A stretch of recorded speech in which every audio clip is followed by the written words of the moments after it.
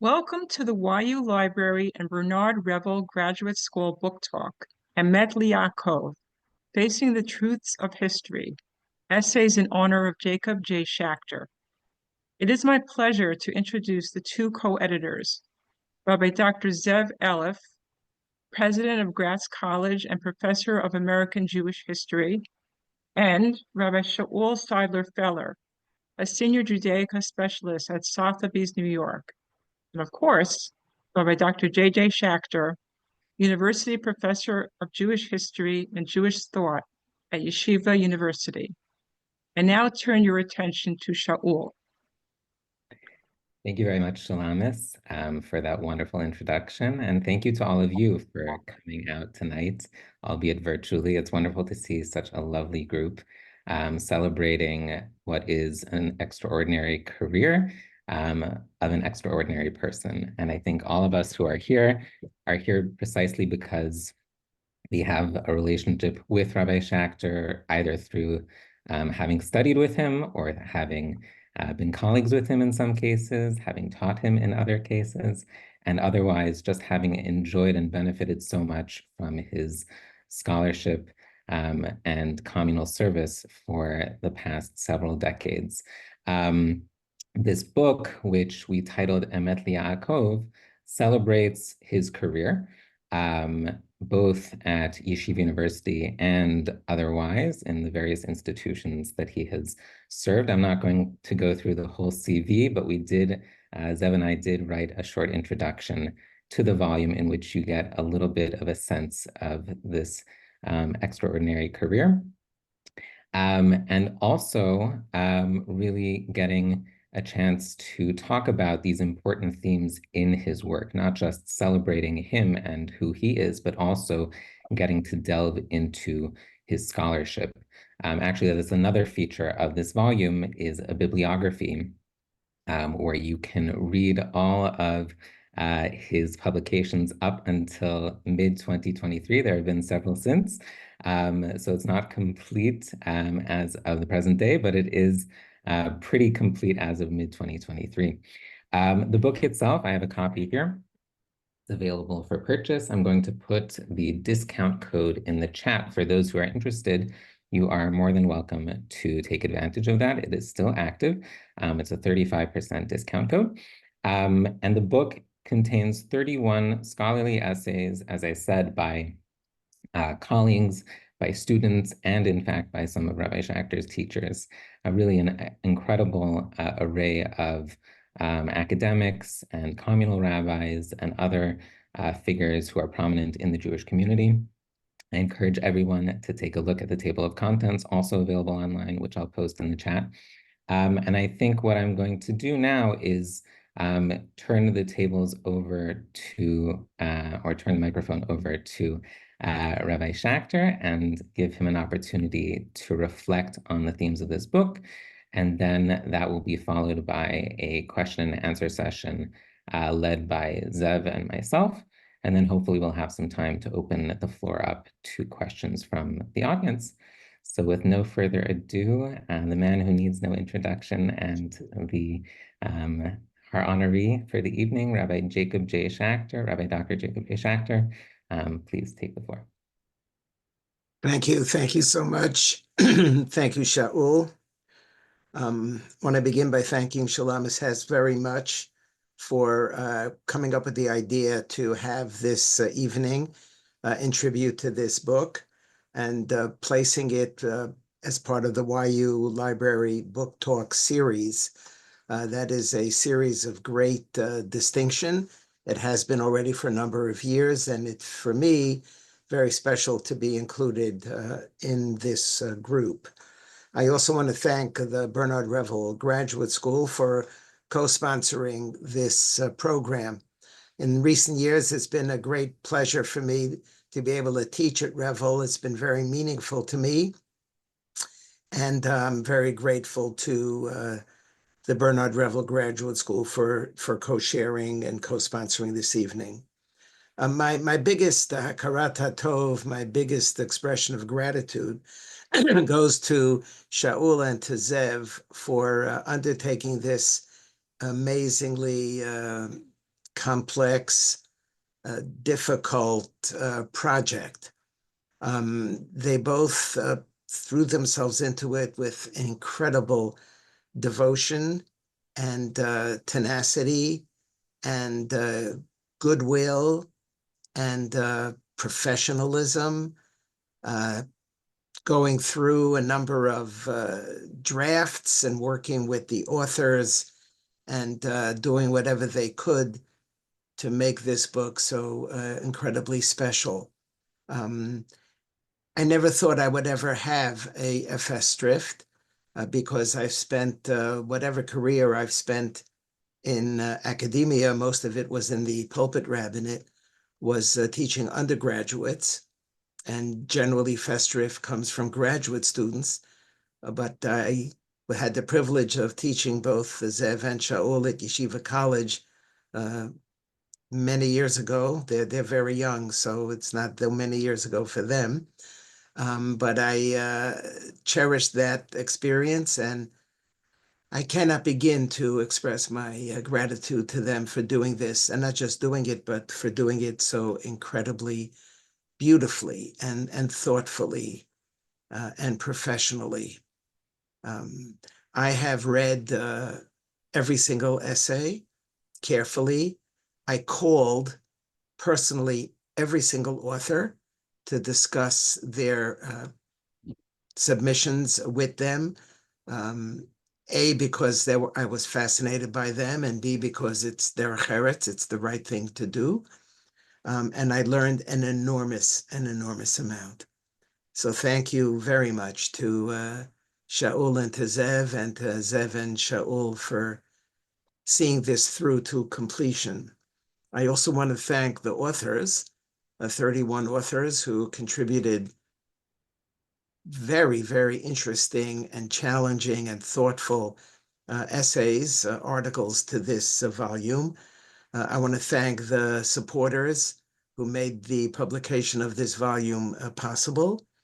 And I want to thank all of you who are joining this evening to be able to celebrate with me and to share this very special moment with me.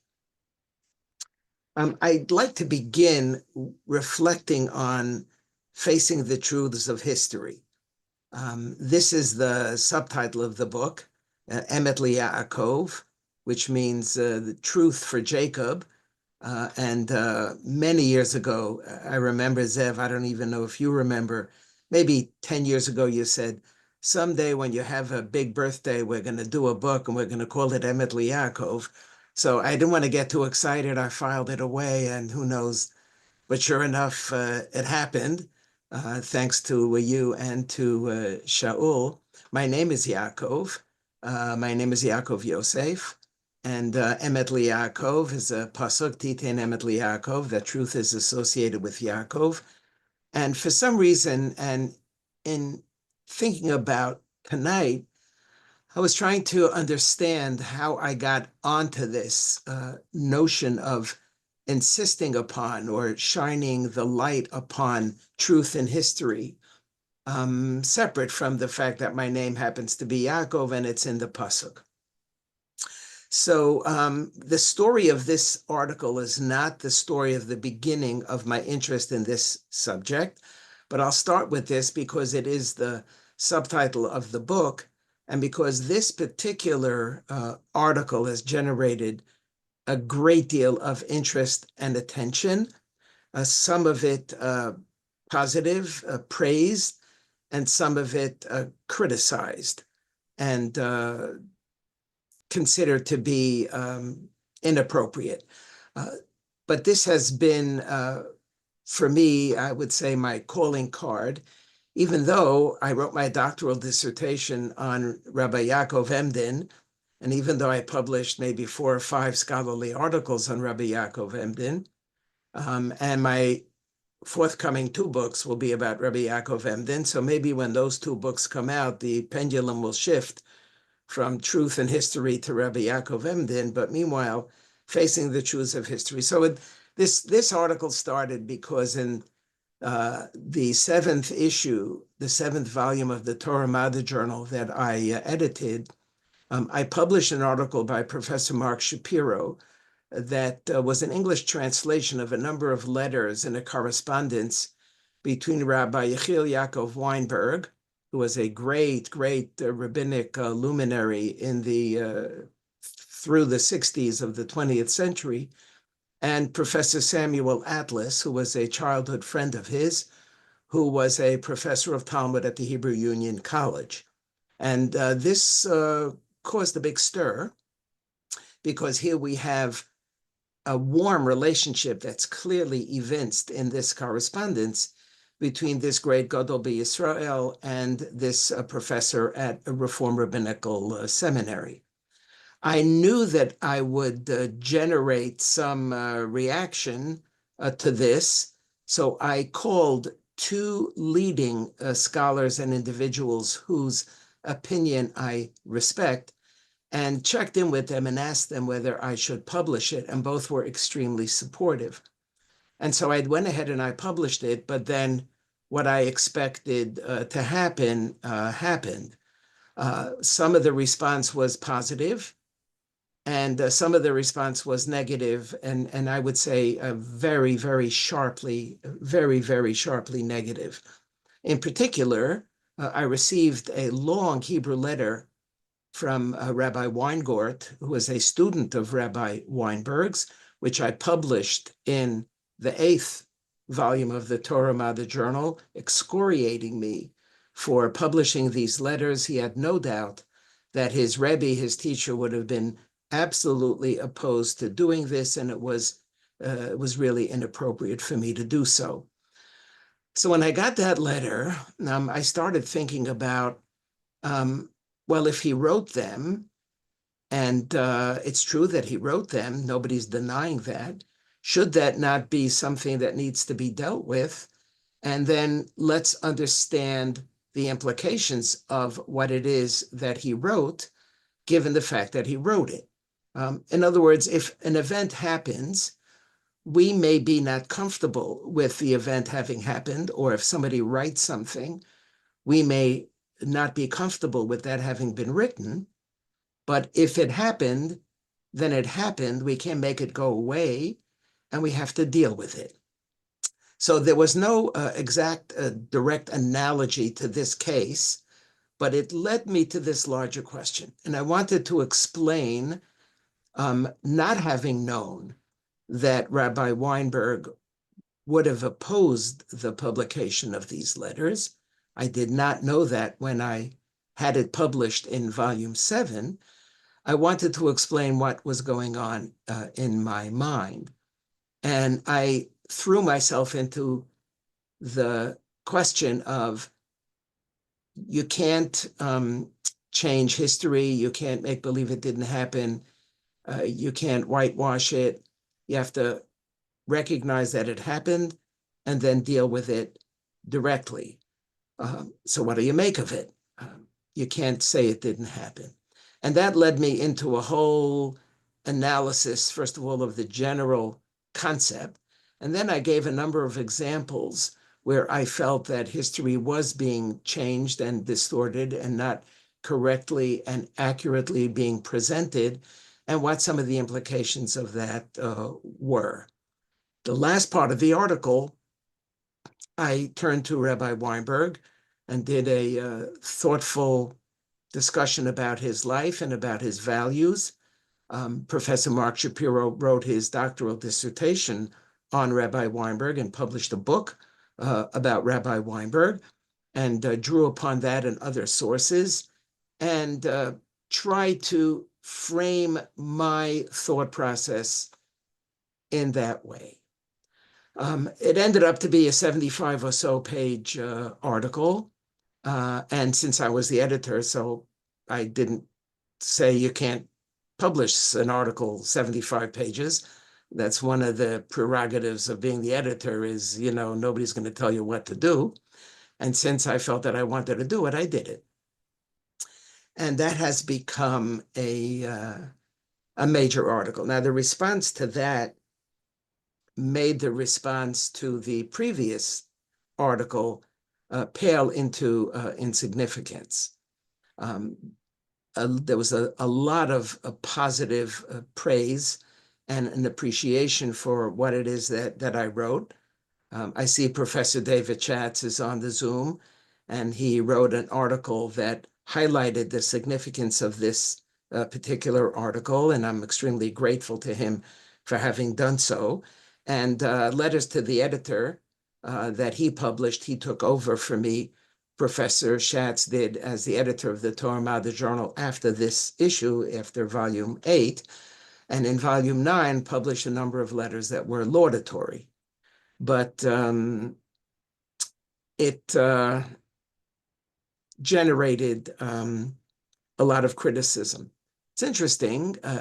I particularly ended up choosing most examples from the Haredi community, and the response was mixed. There were two Gedolei Yisrael in particular, I mean, serious Gedolei Yisrael, who one of them told me directly that he enjoyed the article. The other one, I got a message that he enjoyed the article. But regretfully, my own Rosh Yeshiva, I had studied for 5 years in the yeshiva in Philadelphia. My Rosh Yeshiva excoriated me at a Aguda convention in front of 3,000 people for having written a particular issue in this article, offended him and upset him, and felt that I made a terrible mistake. So that made me feel bad. I mean, I had studied in his yeshiva for 5 years, but it was unwarranted because the issue that he raised is an issue that I myself raised on the very next page, which apparently he didn't read. He doesn't read the Torah Madda Journal. Some Kanai, some extremist brought it to his attention and showed him one page, and he reacted to that without recognizing that whatever he was saying, I myself addressed on the next page. So I felt bad. I felt bad for me, and I felt bad for him because his point was not really well taken. But this was very much playing out in the public space, and made me uncomfortable, even though I felt that what I did was correct. The end of the article, because I really wasn't sure and I was struggling, I wrote how I went to the kever, to the grave of Rabbi Weinberg on Har HaMenuchot, and I asked him forgiveness if I did something that was inappropriate. And I really felt that I never wanted to do anything that was inappropriate. I had not known that he would have objected. I trusted and trust Rabbi Weingart. And so if I made a mistake, I wanted to rectify that mistake. And that also generated conflicting reactions. I was once at a conference and 2 friends of mine were talking, and I overheard one say that was just a ploy and I wasn't serious and I was just not really being direct and just said it. And I went over to him and I was very upset, and I told him that that's not true at all. So there was some cynicism, I guess, that was associated with that because it's so unusual. And then on the other hand, there was an article in First Things, which is a Catholic journal, that was a review of Mark Shapiro's book, and was very taken. The author, David Singer, was very taken by the fact that I actually asked for forgiveness and was surprised and maybe even amazed by that. So when I write my memoirs, I have a lot to write about this, and I think pretty much I'll be done right now. I'm happy to continue this conversation, but this article has played an outsized place, an outsized role, has an outsized place in my 2.5, more than 2.5 decades since I wrote it, and it still continues to reverberate. Wow. Thank you so much, Rabbi Schacter. for sharing that reflection. As I think about it, Shaul and I took a different take in our introduction, which is that Piecing Truths of History, when it appeared, was preceded by your Volozhin essay about the introduction of secular studies and the closing of the Yeshiva in Volozhin. Certainly, the legend of the 93-some Beis Yaakov girls who may or may not have perished, likely did not perish in the Nazi Holocaust, and several others. And truth is, in Rav Yaakov Emden, you have brought that aspect of memory into that. I'm thinking about his own autobiography, which was a very daunting honors course at Yeshiva College that I enrolled in with unbelievable trepidation. I've never worked so hard in my life, and I've worked hard. You did well. You got an A, Zev. Let me. There are only two A's. There are only two A's. Shaul also got an A. So he was in my class, Noah Chessis, Rabbi Noah Chessis. I'm going to pivot, and for my first question, I should say is that there are some wonderful people in the audience, and please, if you could submit your questions in the chat directly to me, I'll be happy to facilitate with Rabbi Schacter for the next 40 minutes or so. But I'm going to pivot. Shaul's going to ask my question next. I'm going to ask this question. In many ways, the story and the reception of Facing the Truths of History betrays what you've been able to do for so long in your career, which is be a bridge builder. Not just at the Philly Yeshiva, but you studied before that at Torah B'das, certainly a relationship with the Jewish Center and Orthodoxy and the general rabbinical community in New York. Shaul skipped a little bit about this, but I'll add some more details. And then coming to Yeshiva University, and I think, you'll correct me if I'm wrong, but you were an adjunct faculty member, but your first significant leadership position was when Rabbi Lamb had assigned you as the director of the Torah U'Madda project, which became first a series of lectures and it was a programming position, and also launched the Torah U'Madda journal, which you edited for about a decade. In that way, you've really been a bridge builder.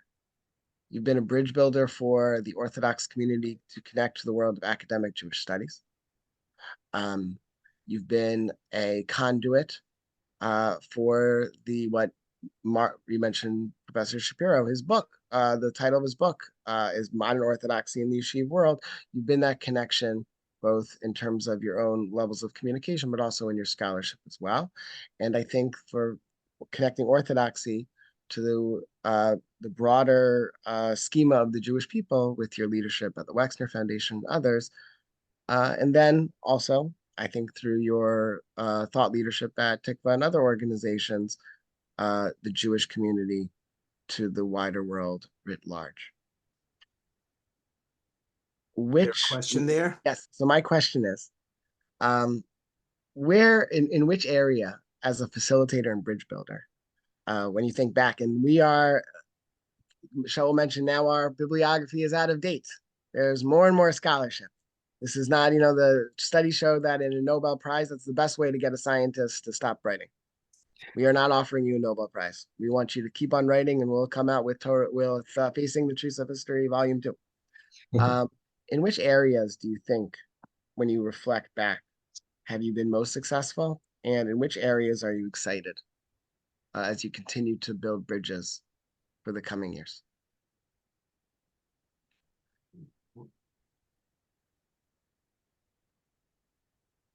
I have tried very hard to live meaningfully in worlds that today don't always live in close comfort with one another. I started life as a son of modern Orthodox parents. My father went to Torah B'das for high school and then came to Yeshiva College, graduated in the class of 1938, and went to study for smicha. And suddenly both Dr. Revel and Rabbi Moshe Soloveitchik, the two heads of the yeshiva, died within a few months of one another, and the yeshiva was falling apart. But he hung around and was the first one to get rabbinic ordination from Rabbi Joseph P. Soloveitchik when he came to take over for his father.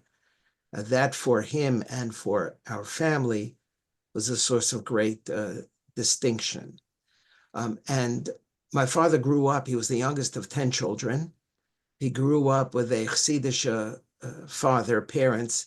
His father had a long beard, he was a sheichet.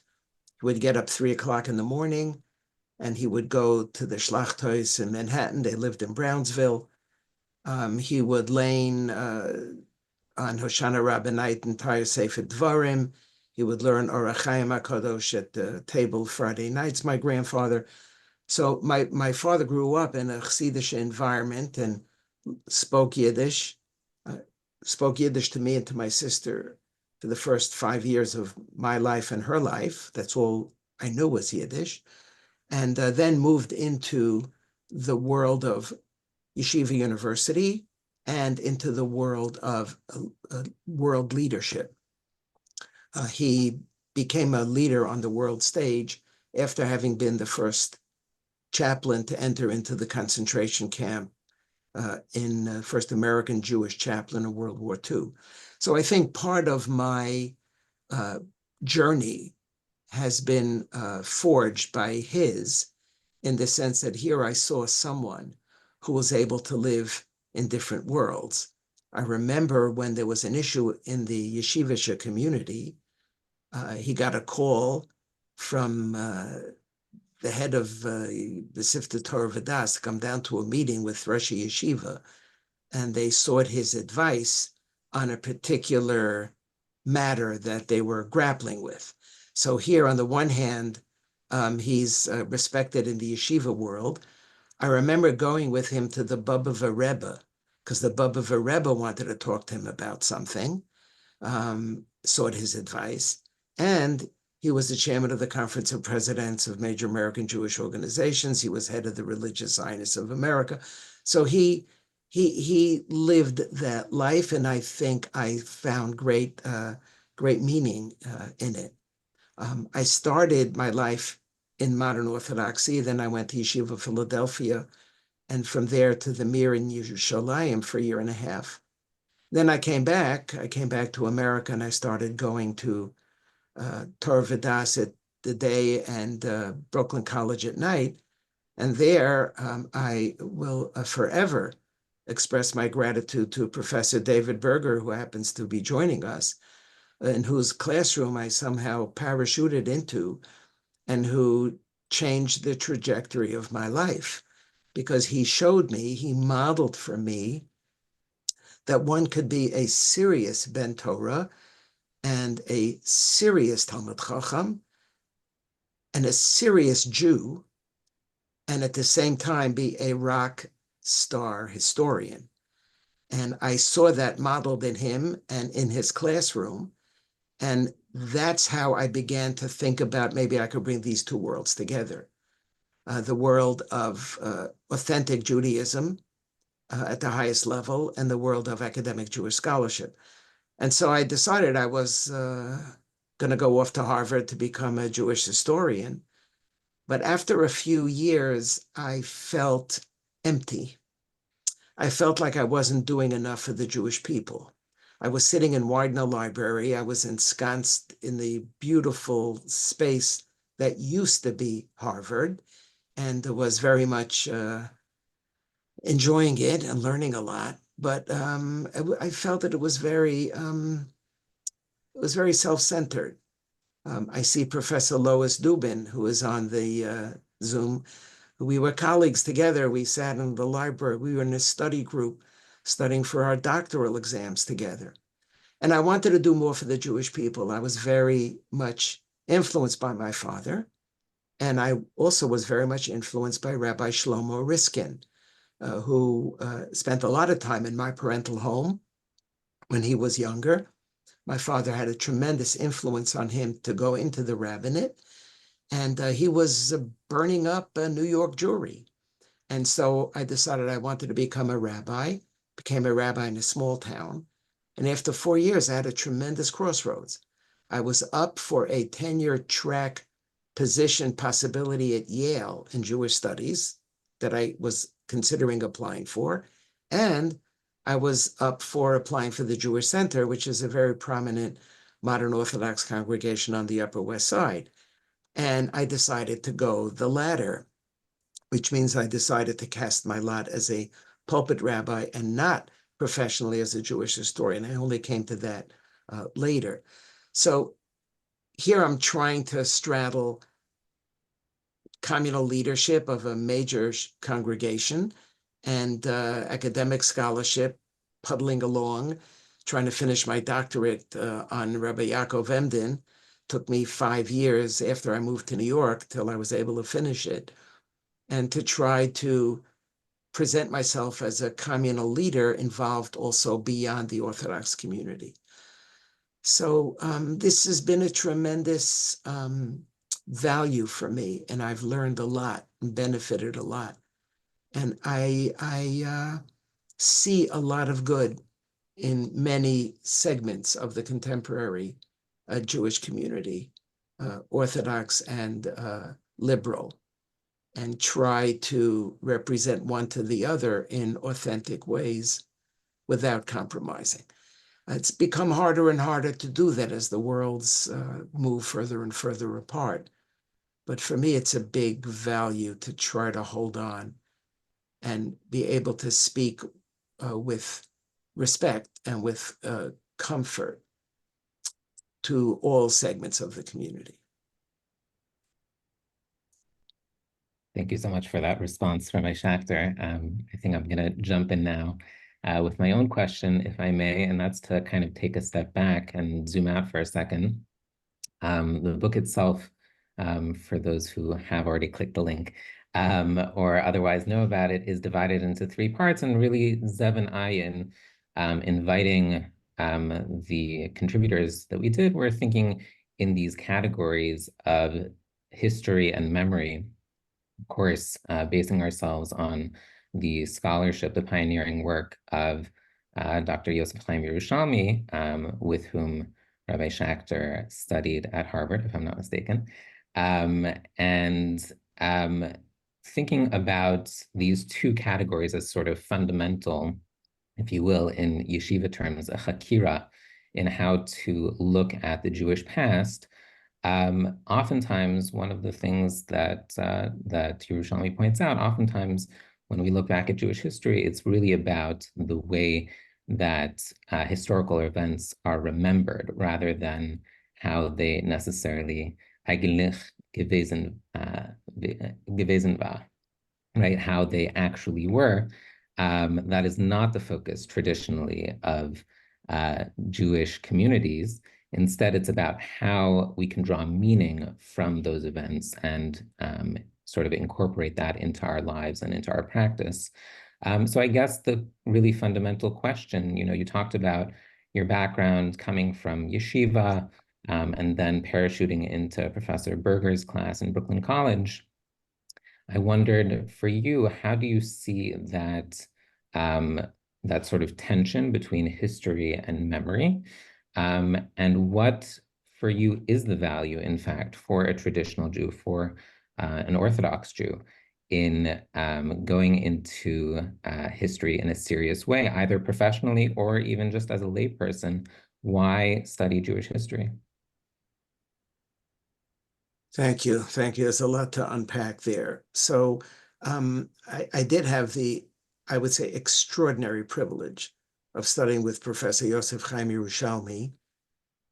The time that I spent in his classroom, I would say in graduate school, were the most exciting, intellectually stimulating, incredibly rewarding experiences of my entire graduate school career. There was a majesty about him, both in terms of his persona and also the way he carried himself in class. I was on a high when I studied with him, more so in small seminars than in large lecture halls, but also in larger lecture halls.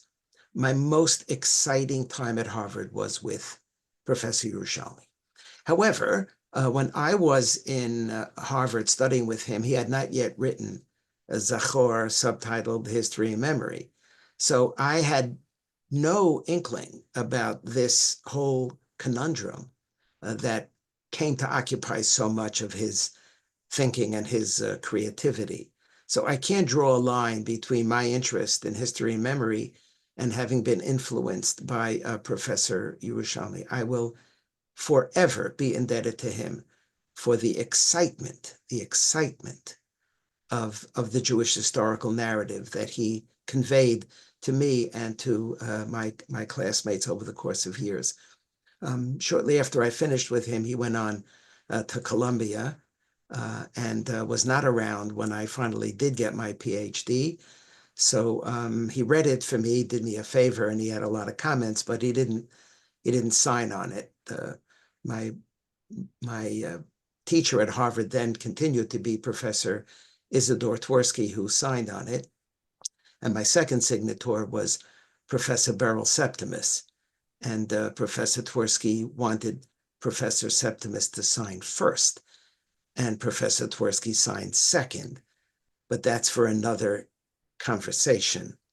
It is clearly important for me to draw meaning from history, but what is most important to me is to draw meaning from history, not from made-up history, not from the way I want history to be, not from what I think history should have been. I need to understand, I need to understand what history is and what happened to the extent to which I can. It's much harder now, in sort of the postmodern Weltanschauung, and the two of you are much younger than me, and you're much more in that space than I am. But it's really hard to say this is exactly what happened, because so much of history is interpretation. But it has to be based on a fact. Now, facts are becoming much more elusive, but I guess I'm still old-fashioned and a stickler to try to get it right as best as I can and as honestly as I possibly can, and then draw some measure of meaning from that. So yes, we sit at a Passover Seder and we don't talk about, what was the economic situation like in Egypt when Jews were slaves there. We light Hanukkah candles, and we're not analyzing the dynasty and the Hasmoneans, and we're living it.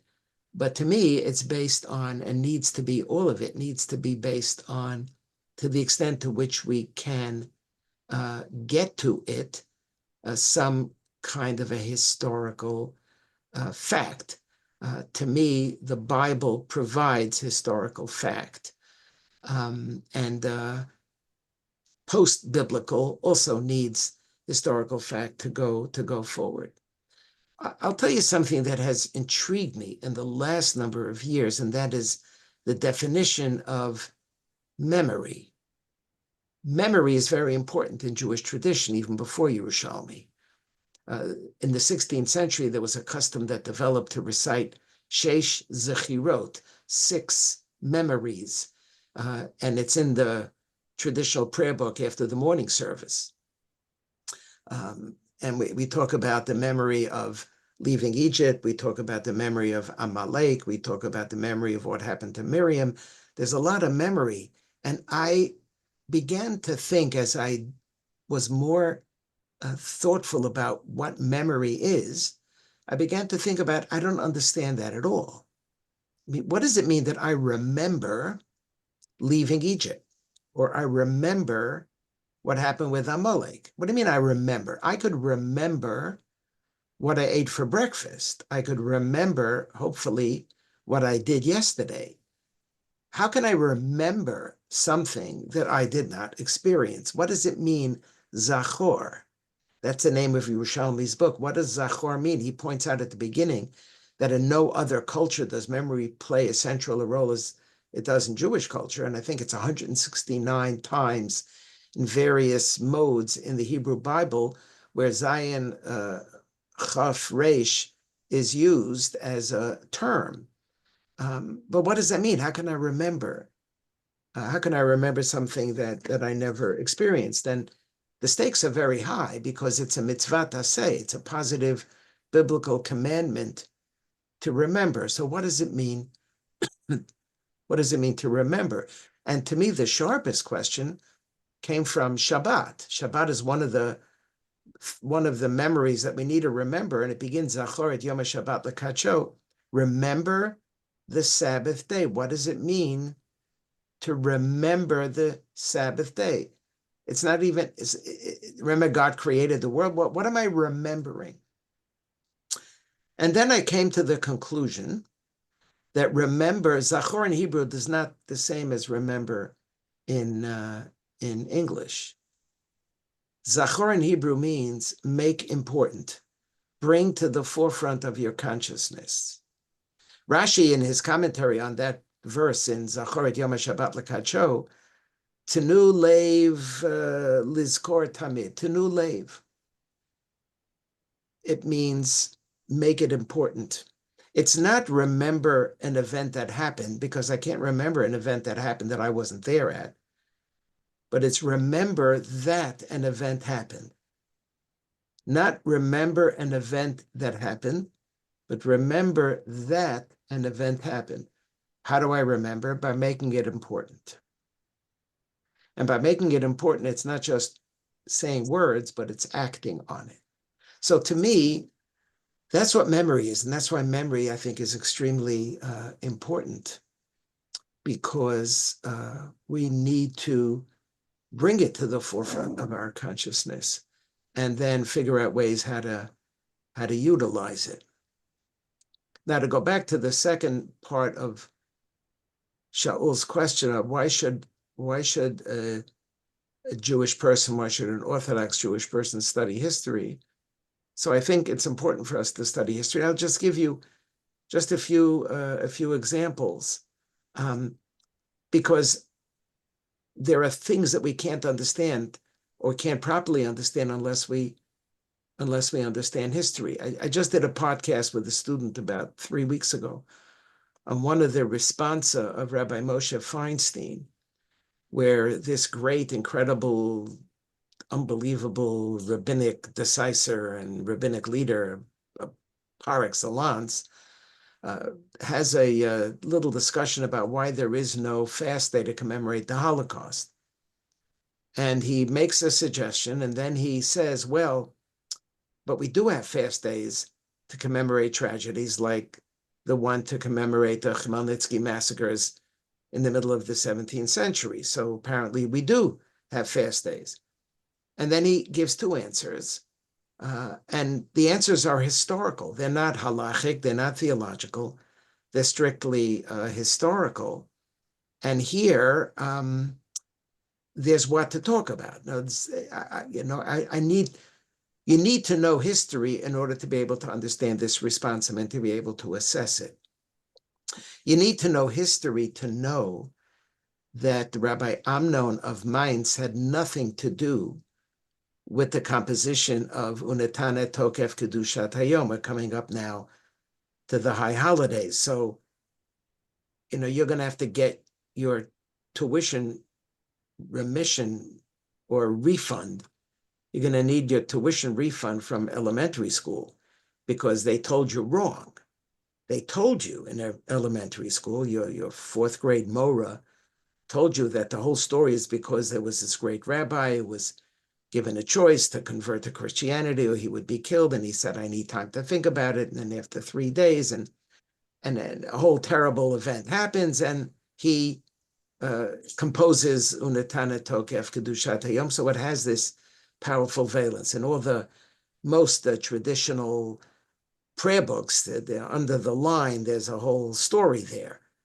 But it never happened because Unetane Tokef, this particular text, was found in the Cairo Geniza long before 10th, 11th, 12th century Ashkenazic Western Europe.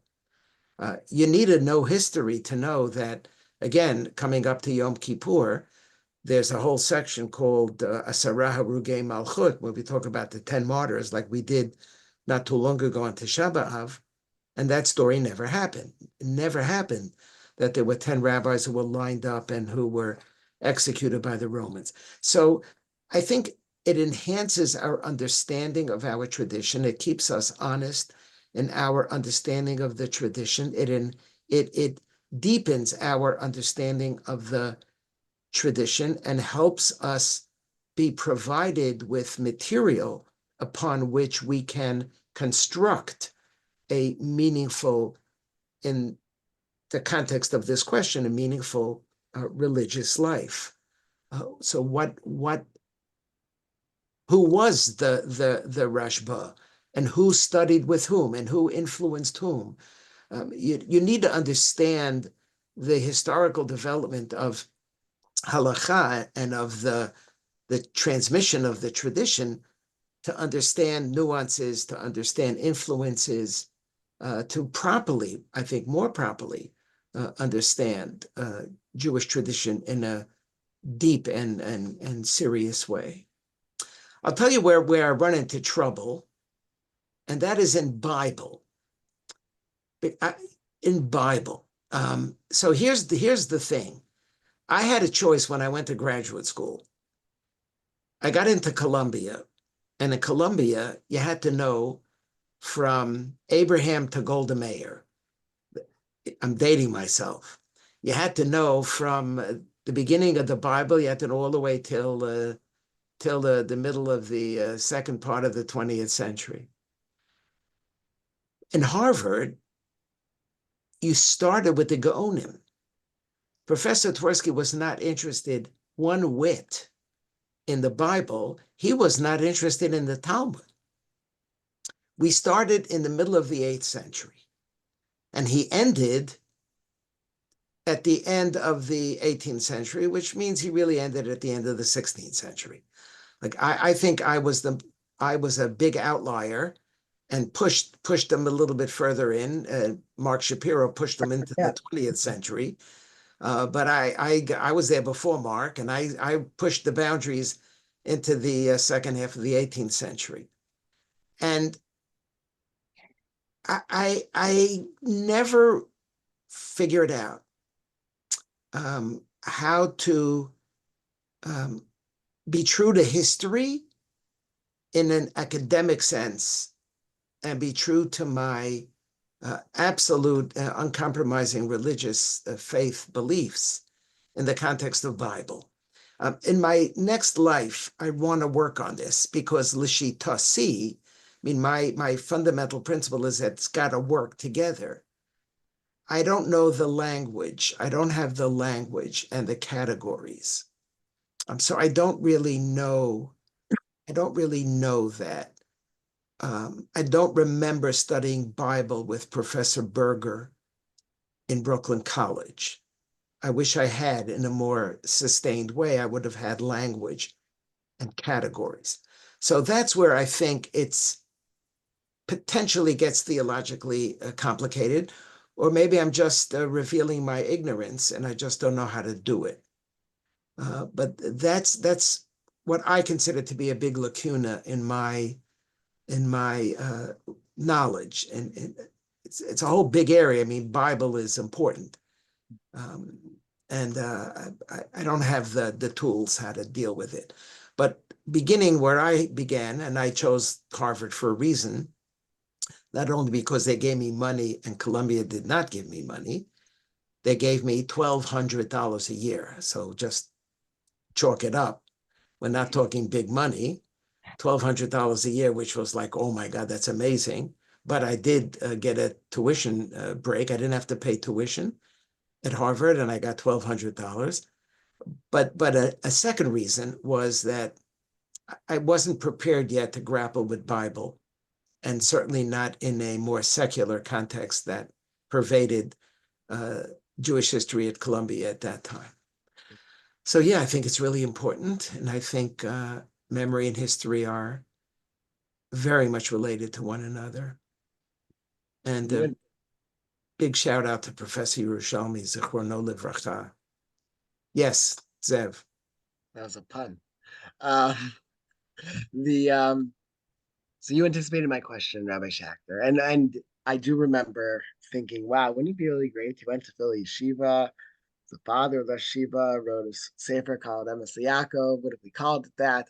That has also been in my mind for more than a decade. Glad that it appeared as the Thank you so much. You anticipated. It's amazing that you brought up your Bible, but I think I'm gonna have to offer a rejoinder because you do write about the Bible. And probably more than just the 2 times. One is your essay on, actually, Dr. Berger has an essay, same title, different topic, the morality of the patriarchs. Yeah. I believe. And you wrote that. And you also, in a volume that we worked on together honoring President Richard Joel, you offered another essay on the values of Torah personalities and how they can make meaning for our own time. You've taught me many, many things. One thing that I continue to aspire to do better at is to write. You taught me how to write. I remember the very first time you redlined an essay that eventually appeared in American Religious Studies. But there's a difference in how you write on occasion. Facing the Truths of History, other essays, it's a meditation. You don't, despite how you vociferously argue for facing the truths of history. In the end, as you explained, you end with a discussion of visiting a gravesite and offering a tefillah, offering a prayer. In many of your essays, you're incredibly humble and nuanced about how you approach things, and you allow the reader to go with you on a journey to explore the vicissitudes, the nuances of history and memory and values. At other times, and this is when there is a question, when it comes to several essays on Tanakh, on Bible, you're more direct. You're more, I don't want to say confident, but there is an argument to be made, and you want to make sure that your readers aren't just with you along a journey, but you have a message to impart at the end. That's really important. Can you say something about when you approach projects, which and I want to also say is that if somebody were to edit a journal right now, we don't live in a time. We live in a time of podcasts and of Facebook and posts and Twitter feeds. The potency, the power of an academic article isn't what it once was. In the 1990s, you were must-see TV for modern Orthodox Jewish studies. As the editor and writer, you directed how people thought about things. And you therefore, you measured your words very carefully, knowing your role.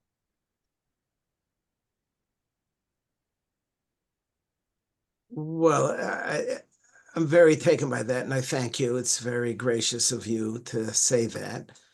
I'm not sure if I wrote about Bible.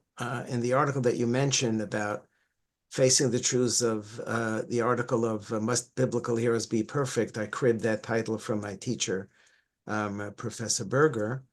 I don't write about the Bible. I write about must biblical heroes be perfect. I have a disagreement between Rabbi Aaron Kotler and Rabbi Samson Raphael Hirsch. And if I recall, and I think I do, I didn't land on one side or the other. So it's not like even when I'm writing about so-called Bible, it's not about the Bible. It's about Yes, I know. Yeah. perceptions of biblical figures among 19th and 20th century figures. And I'm not out to make a specific point. I'm out to invite my reader into this conversation. I teach that topic. In fact, right this moment, I'm teaching that topic in my undergraduate Stern College class. And I tell my students, how many of you are Cutlerians and how many of you are Hirschians? And whatever they say is fine, but I want them to think about it. I do think, though, that I'm more confident maybe in my Rabbi Yaakov Emden writings, because there it's not a meditation. There it's trying to understand a figure. Yeah, the 93 Beis Yaakov girls was a meditation. You're right. Did the secular studies cause the closing of the Volozhin Yeshiva? It was taking my reader by the hand and trying to make a point. But here, I think it's more academic and more objective, let's call it that way. So I need to think more about that, about what motivates me sometimes to meditate with, I hope, appropriate academic rigor, and what motivates me to have academic rigor without meditating. Interesting question. I have a lot to think about. Shaul, do you have another question? Should I grab from our... I think maybe open the floor if there's anyone in the audience who has a question and that's submitted over the chat. We have a few more minutes that we can take now to answer those questions. Okay, so Joseph and Sharon Kaplan asked Rabbi Shachter, in your presentation, you had recounted your interaction with one of the Studei Yeshiva's students and his surety that Rabbi Yaakov Weinberg would not have been happy with the publication of the Mark Shapiro correspondence. In that time, and I guess this is a theme that runs throughout, when do we take memory or somebody's recollection or intuition about a fact in the past or projecting into the future? Yeah. How do you take that with such certainty? Yeah, so that's really a good question, because I grapple with that a lot.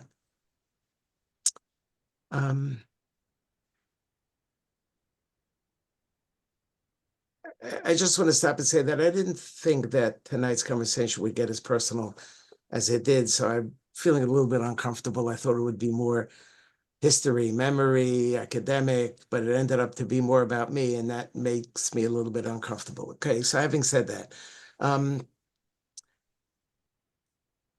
it's a matter of having derech eretz for Rabbi Weingart. I don't know him, but if somebody says that with absolute certainty, and I have no reason to oppose that, I don't know, I have no knowledge at all here, and he feels really strongly about this, so I will defer to him. This is not a historical fact. This is an intuition. He feels that I shouldn't have done it. Okay, so I'm sorry that I did it, if he feels that way. So I'm doing it more out of respect for him, I think, in this particular case. But I think the question is a very good one. How does one assess someone's memory of a particular event? And here, a lot of history is based on, I was there and I heard this, and I was there and I heard this. So I think you weigh the evidence and you conclude what you believe is to be the best, most authentic representation of the event. So as a But corollary it's a good question. Professor Lois Dubin asks, you referred to Amnam Gaon and the Tana Tokef. Now the tefillah was inserted long before, certainly. Does that change anything about the meaning of the tefillah? Art Scroll has So that's really interesting, because I have decided that story is based on a misreading of the original source in which that story appears. That is from the Or Zarua, Rabbi Isaac of Vienna. I think it's beginning of the 13th century, who lived in Vienna. Isaac of Vienna wrote a book called Or Zarua, in which he tells this story, and that's the source. But if you look at that story carefully in his formulation, it never says that Amnon of Mainz created it. It said hu tikain, which means he instituted it. So go back, and I invite everybody to go back. I mean, I just killed your Rosh Hashanah for you, and I apologize if that's going to be so disturbing, because for your whole life, how can we go to shul and not believe this story? And I, God forbid, it's the last thing in the world that I want to do, but I think it's important to know that it's been a misreading and it's not undermining the original text. Go back, read the text. In the text, it never says that he wrote it. It says he instituted it. And so I'm very comfortable coming to the conclusion that is the obvious one and not undermining this text. I think we need to be more nuanced. It doesn't change it for me at all. I would say it makes it even more powerful because it's now 500 years earlier and older than I thought it was. It's been with us now for a millennia and a half. So it's a very powerful prayer, and it has not lost its punch for me, not a drop. I just feel better that I have a better understanding of its origin. And on that note, I'm going to take the opportunity, first of all, to again thank the YU Library, thank Shalamis Hess, JB, who was here before, who helped with the IT stuff, and all of you, Es Asher Yeshno Po, Es Asher Einenu Po, to quote this week's Parsha. Everyone who's here and who, even those who aren't here, but are here in spirit, it's really wonderful to have had such a large group of admirers and co-conspirators, contributors and donors, and just the interested public. Thank you all for coming and celebrating our Rebbe, our mentor, Rabbi Dr. Jacob J. Schacter, with us. Thank you. Thank you so much. Shaul. Thank you so much. Thank you. And everybody should have a chasima tova. Thank you. Thank you, Shalamis. Thanks for hosting us. No problem. It was Have a good pleasure. night. Thank you. Good night. Good night. Good night.